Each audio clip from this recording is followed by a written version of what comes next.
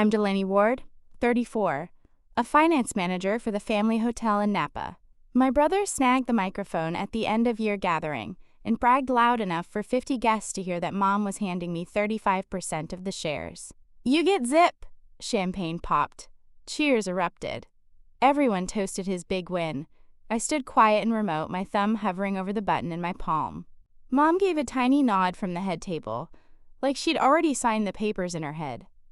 My brother's grin stretched from ear to ear, his eyes daring me to clap along. I didn't. Instead, I smiled, sweet as the Cabernet they were pouring, and asked, "Mom, should I tell them, or will you?" The room froze. Glasses stopped midair. His smirk vanished. "Tell us what?" he snapped, his voice cracking. I clicked once. The giant screen behind him flashed alive. One line, one number. Enough to bury the lie he just swallowed whole. If family ever screwed you over for cash, smash that like button and subscribe right now. You won't believe what happens next.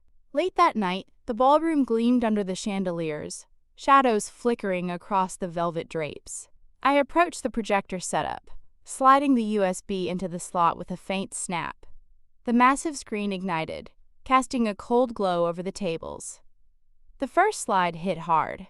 Bank debt, $7 million. The full contract dominated the display, signed 18 months prior.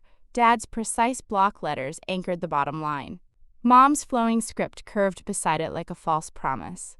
A sharp intake of breath swept through the room. Heads turned, eyes widened, conversations dying mid-sentence. I clicked forward. Second slide. Cumulative losses, $2.2 million. A clean bar chart illustrated occupancy rates, stuck at 42% over 12 months.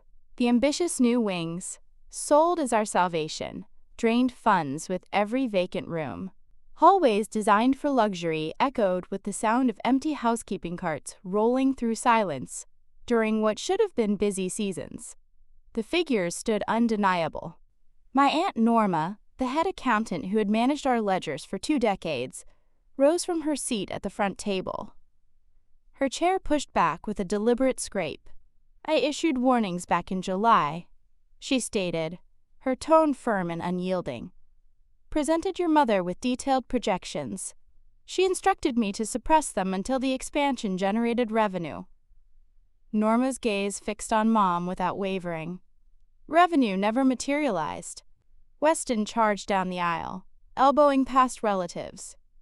He planted his hands on the podium, veins bulging in his neck. "You fabricated all of this." His accusation rang out, but his voice wavered at the edges. I maintained composure and zoomed in on the contract image until Mom's signature consumed the screen. Every loop and cross enlarged for clarity. "Does that look familiar?" "Mom," I inquired, keeping my delivery measured. Mom gripped the tablecloth, the fabric bunching under her fingers. Her eyes darted side to side, searching for exits that didn't exist. She attempted speech once, her lips parting, then closing without a sound. Dad sat immobile next to her, his shoulders hunched, staring downward as though the floor might open and swallow him whole. Reactions rippled outward. A businessman at table 5 muttered under his breath, pulling out his phone to snap photos. Waitstaff paused with loaded trays, champagne bubbles settling untouched. An elderly couple exchanged horrified glances, their dessert forks suspended. Whispers escalated into a low hum, questions forming but unspoken. One investor folded his arms tight, his jaw set. Another leaned to his partner, gesturing at the screen with urgency. Weston tugged at the projector cable, disconnecting it abruptly. The display went dark, yet the data remained etched in everyone's minds. "Reconnect and show it's phony," I challenged quietly. He hesitated, his fingers frozen midair. Norma stood resolute, her arms crossed in quiet authority. Mom's gaze lifted briefly, met mine, then fell away again. No rebuttal emerged, no explanation offered. only the crushing silence of exposure. The atmosphere thickened with unrest. Chairs shifted uneasily. Glasses clinked as hands trembled. A server near the buffet dropped a spoon. The metallic ring cut through like a gunshot. Phones vibrated, ignored on tabletops. Investors scribbled notes furiously. Staff huddled in corners, faces drained of color. Weston retreated one step, sweat tracing lines down his temples under the warm lights. I shut down the projector myself, the mechanism whirring to a stop. The evidence had landed exactly where it needed to. Weston's voice cracked as he gripped the podium, his knuckles whitening against the polished mahogany. His chest rose and fell in rapid bursts, his eyes darting between me and the blank screen. Before another accusation could form, Weston's girlfriend, Sierra, surged to her feet from the side table. Her crimson gown caught the light like fresh blood. "I'm not carrying $7 million in debt for your family," she declared, her words sharp enough to cut glass. High heels pounded the marble floor as she bolted for the exit, her clutch bag clutched tight under one arm. Weston released his hold and lunged after her, his face contorted in raw desperation. "Sears, stop! Let me explain!" His plea cracked with humiliation and fear, echoing off the vaulted ceilings. He shoved through the swinging doors, his footsteps frantic, his voice fading into muffled begging that dissolved in the hallway. The doors swung shut behind him, leaving only the faint scent of her jasmine perfume hanging in the air. My grandfather, Ralph, 83, and the man who built this hotel from a single vineyard, rose unsteadily from his honored seat, his cane gripped firmly. He slammed it down, the thud booming across the ballroom like a judge's gavel. "Quincy Ward, you're killing my 50-year legacy!" The accusation thundered, aimed squarely at Dad. Grandpa's eyes blazed with betrayal, his hand trembling on the cane head. Mom bowed her head immediately, strands of hair falling forward to shield her face, her body shrinking under the verbal blow. Our investor, Harold, positioned with the executive group near the center, pushed back his chair and stood tall. "Consider my $3 million withdrawn at dawn," he stated flatly. "Unless satisfactory answers come tonight, I pull every partner with me." His ultimatum landed cold, his gaze sweeping the tables for support. Nods rippled through the investor cluster, briefcases snapping open as documents were reviewed under the dimmed lights. The room fractured into pockets of agitation. Aunts clutched pearls. Uncles scrolled frantically through emails on glowing screens. Long-term employees near the kitchen entrance huddled, one covering her mouth to stifle sobs. Board members formed tight circles, their voices low but intense, debating immediate damage control. Dad attempted to rise, his lips parting for a defense, but Grandpa's cane struck the floor again, a sharp crack silencing him mid-motion. Sierra's vacated seat rocked gently from her abrupt departure. Weston's discarded blazer slumped over the chair back, his silk tie dangling loose like a noose. The abandoned champagne flute beside it fizzed weakly, bubbles rising and popping in defeat. Harold checked his gold watch, signaling readiness to depart. Mom remained bowed, her fingers interlaced so tightly their joints paled.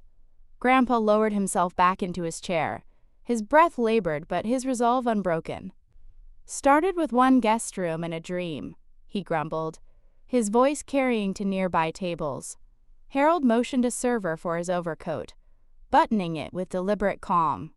The atmosphere shifted from festivity to crisis, loyalties splintering in the charged silence. Cousins exchanged wide-eyed stares across linen tablecloths. A junior manager slipped out a side door, her phone pressed to her ear. Investors compared notes on tablet screens reflecting grim faces. Staff whispered about unpaid bonuses, fear spreading like wildfire. Dad sat rigid, his hands flat on the table as if glued. Mom's bowed posture never lifted, shame radiating in waves. Grandpa adjusted his cufflinks, his eyes never leaving Dad. Harold collected his leather portfolio, tucking away contracts. The ballroom clock ticked louder in the void, each second amplifying the fallout. Weston's absence left a gaping hole at the family table, his plate untouched, his napkin crumpled. Sierra's exit had ignited the powder keg. Grandpa's words poured gasoline. Harold's threat lit the match. The once celebratory space now pulsed with survival instinct. Alliances realigned in hushed negotiations. Phones buzzed with urgent texts to lawyers and accountants. A waiter cleared Sierra's glass, the liquid sloshing over the rim. The scent of roasted meats turned cloying under the stress. Grandpa leaned on his cane, waiting. Harold paused at the threshold, one hand on the door. Mom's bowed head stayed fixed, a statue of regret. The room fell quieter than a closed vault, tension thick enough to choke on. My thoughts snapped back 5 months to the glass-walled conference room on the hotel's 3rd floor. Afternoon sun pouring through panoramic windows that framed endless rows of grapevines. Mom and Dad occupied the far side of the polished mahogany table, a hefty contract packet centered between us like a loaded weapon. "We require your personal guarantee," Mom explained with practiced calm, nudging the top document my way. $7 million to complete the tower addition. Purely procedural, the bank insists for family-owned operations. Dad leaned forward, his uncapped Mont Blanc already in hand. "As finance manager, your profile bolsters approval," he pressed. "Without it, construction halts, jobs vanish, growth dies." Their expressions mirrored boardroom pitches, confident, persuasive, impossible to refuse. I scanned the pages, escalating interest sweeping collateral, unlimited personal exposure. My pulse quickened at clauses that could strip my savings, my home, everything I'd built independently. Later that night, in my corner office, my assistant, Finley, entered with a slim folder and troubled eyes. "Pulled this from the server archives," she whispered, spreading printouts across my desk. Vendor billing dates conflicted with bid submissions. Emails revealed manipulated timestamps, costs inflated through obscure subcontractors. Finley had traced wire transfers, millions dispersed months before final permits. We packaged the evidence and emailed our outside counsel. 48 hours later, confirmation arrived. Fabricated invoices concealed prior liens. The loan already hemorrhaging viability. I returned to the same conference room the following morning, the contract unsigned. "I'm out," I declared, sliding the stack back across the table. "This is an investment that's a collapse waiting to happen." Dad's features darkened instantly. "You don't love your brother," he shot back, his volume climbing. "Weston's inheritance rides on this expansion. Deny this and you ruin him," Mom interjected gently. "Family shields family, Delaney. That's the rule." Weston swallowed their narrative whole, during exclusive dinners weeks later. "Shares are clean, no baggage," he messaged me, emoji-laden with triumph, after their closed-door session. 35% in my name, 0 complications. He routinely ignored the operational digests I circulated, deleted finance alerts unread. Charm and schmooze trumped spreadsheets every time. The transfer paperwork landed in his inbox, pre-filled, his signature scrawled without hesitation where mine had been demanded. Refusing carved a hollow ache behind my ribs, guilt slicing deep for the sibling bond still flickering despite the deception. Yet endorsing meant shackling my future to their inevitable crash. I selected honesty over complicity. My heart beat thundering as I exited that sunlit room, fully aware the reckoning loomed. The storm hit that same night. Harold stormed out of the ballroom, his briefcase wheels rattling across the marble like machine gun fire. He halted abruptly at the concierge desk, yanked a withdrawal form from his inner jacket pocket, and scrawled his signature in thick, aggressive strokes. $3 million, effective immediately, he barked at the night manager on duty. The pen scratched loudly in the stunned lobby, echoing off the high ceilings. Harold snapped a quick photo of the signed document. attached it to an email addressed to our attorney Liam, and hit send before the heavy glass doors swung shut behind him with a final thud. Within mere minutes, Liam's reply pinged on the front desk tablet. Bank notified. Partial freeze incoming. The system updated instantly across all terminals. 50% of operating accounts locked down. Red warnings flashing urgently on every screen. POS machines at reception halted mid-transaction. Screens blinking declined in bold crimson letters. A couple attempting late checkout at 11:47 p.m. stared in disbelief as their card was rejected for the third consecutive time. "We paid the deposit weeks ago," the husband protested loudly.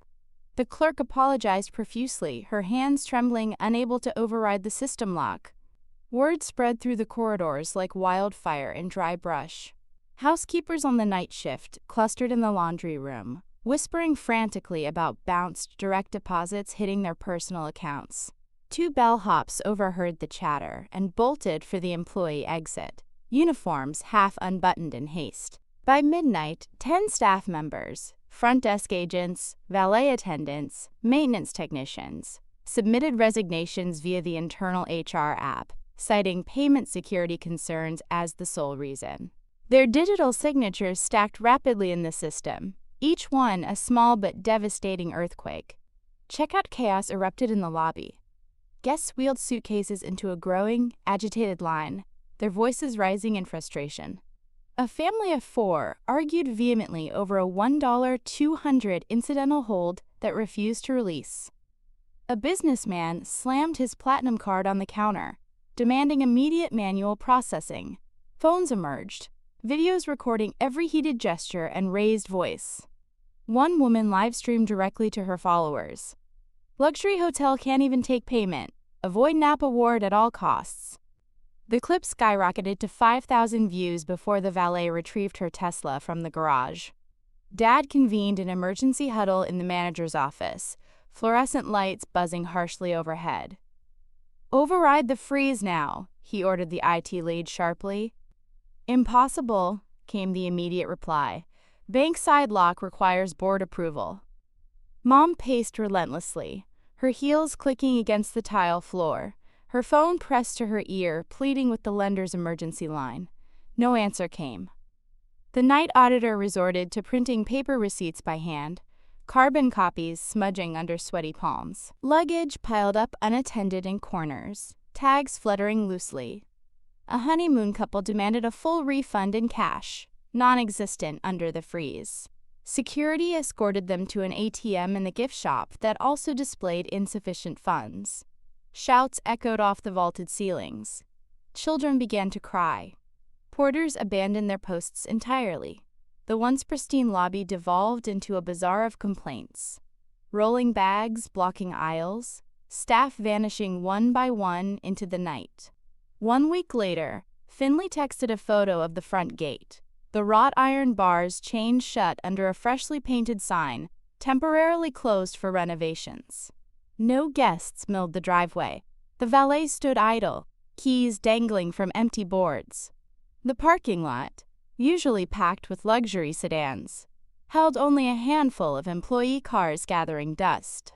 Dad drafted the mass termination email from his home office, the cursor blinking on send for 20 minutes. Subject line: operational pause, immediate staff reduction. He attached severance calculations, 2 weeks, pay, no benefits continuation, and signed Quincy Ward, CEO. The message blasted to the remaining 200 inboxes at 9:30 a.m. phones, vibrated across town in apartments, at second job interviews, during grocery runs. Reservation lines lit up within the hour. Travel agents, corporate bookers, wedding planners.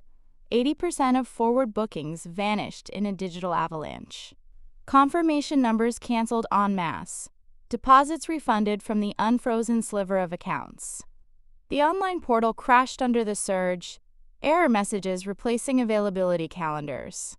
Brides-to-be screamed into voicemails. Executives rerouted to Sonoma competitors.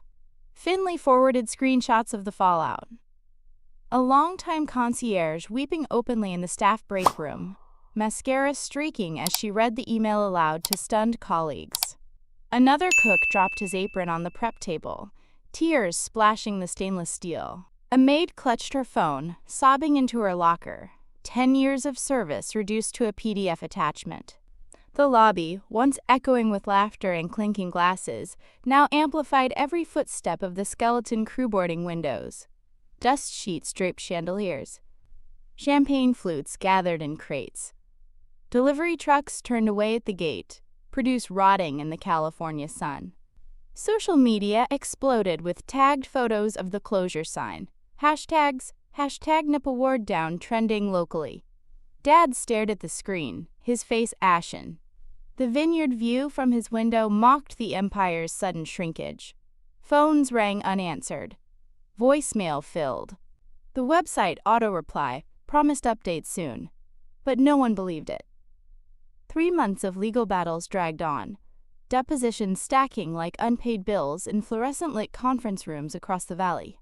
The auctioneer's gavel finally fell in a packed county hall under harsh overhead lights, sold for $3.8 million. Bidders dispersed rapidly.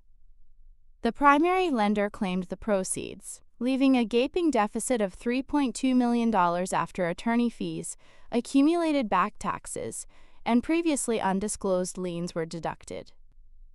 Remaining creditors circled the carcass, slicing from assets that had long existed primarily on outdated balance sheets. Mom filed for divorce the exact same week legal papers were served to Dad's now empty executive office amid half-packed moving boxes and scattered memorabilia.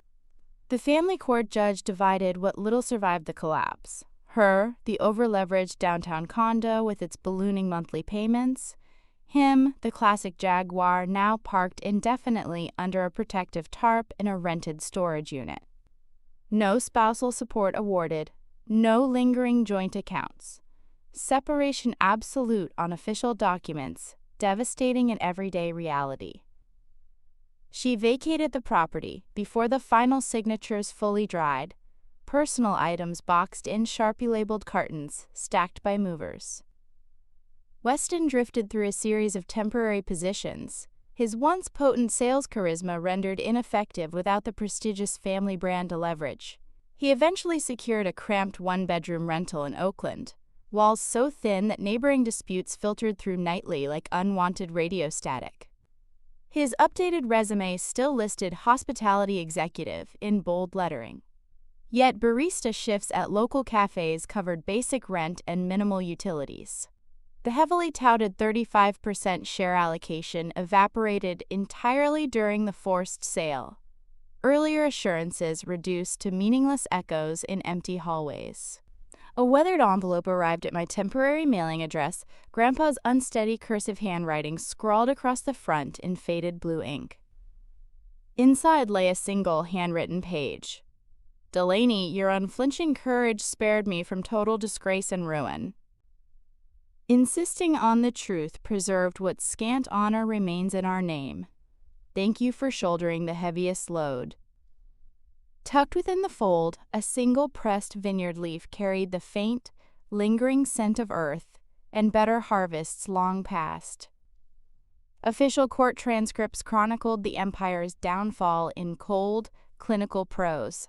Mom's sworn deposition testimony repeatedly avoided direct eye contact with counsel. Dad's responses cracked audibly under pointed cross-examination. Weston skipped the conclusive hearing altogether, sending vague text excuses about unavoidable traffic delays. The hotel's once opulent marble lobby now accommodated guided tours under fresh corporate ownership banners, unfamiliar faces photographing spaces we had considered permanent fixtures. Grandpa's personal letter remained on my kitchen counter for several weeks, reread multiple times until the paper edges softened and the ink began to smudge faintly. The outstanding shortfall weighed on both parents like an unending second mortgage, built entirely on regret and poor judgment. Weston's outgoing communications dwindled to silence following his initial angry outbursts. The sprawling enterprise that once dominated regional hospitality compressed into a series of archived legal folders, officially stamped, "Resolved, Total Loss." I wrestled for 2 weeks before blocking Mom's number, my thumb hovering over the icon until the screen timed out repeatedly. The parent company's remaining shares, my last tangible tie to the legacy, sold quietly to a venture capital group for a modest but clean payout. I accepted a senior financial analyst role at a fintech startup in San Francisco, commuting daily over the Bay Bridge, the city skyline gradually replacing endless vineyard horizons with steel and glass. Nights in my new studio brought the internal tug-of-war, vivid memories of holiday dinners around the long oak table, Mom's secret recipes for UBE cake, shared childhood secrets whispered under blanket forts. Guilt surfaced like bubbles in overfilled champagne. Had I abandoned blood for principle? Yet every recalled deception, every forged document and hidden lien, hardened my resolve into unbreakable steel. Enabling the lies would chain me to perpetual cleanup duty. I chose severance, clean, final, self-preserving, no more midnight damage control calls. Weston's messages piled unread in a growing stack. You destroyed everything we had. Selfish traitor who never cared. Answer me, coward. Notifications stacked relentlessly, then muted entirely. I deleted the entire thread without opening the latest rant. His digital anger, an echo I refuse to amplify or engage. Family isn't a reason to swallow lies. Silence is complicity. Truth is freedom. From the Bay Bridge overlook on clear evenings after work, I glanced south toward Napa's distant hills, the vines blurring into a hazy memory under the fading golden light of sunset. The sale closed escrow in 45 days, funds wired directly to my new account, untouched by old debts. My first paycheck from the fintech firm felt lighter, earned without family strings. Colleagues asked about my weekend plans. I spoke of hikes in Marin, not vineyard tours. The office buzzed with code reviews and market forecasts, a world where numbers told honest stories. Mom tried once more through a mutual cousin, a voicemail pleading for coffee to talk like adults. I let it expire unheard. Weston surfaced on social media with filtered photos from dive bars, captions hinting at betrayal by blood. Followers dwindled. Likes turned to pity emojis. I scrolled past, unfollowed, moved on. Grandpa's vineyard leaf from his note, pressed between the pages of my planner, served as both bookmark and reminder. The fintech role offered equity, growth, a future built on merit. San Francisco's fog rolled in each morning, cleansing the slate. Napa faded to postcard status, beautiful, distant, no longer home. The lesson crystallized over late-night runs along the Embarcadero. Loyalty without honesty is shackles. I ran faster, my lungs burning clean. Truth had cost everything familiar, yet gifted space to breathe. The bridge lights twinkled ahead, guiding forward, never backward.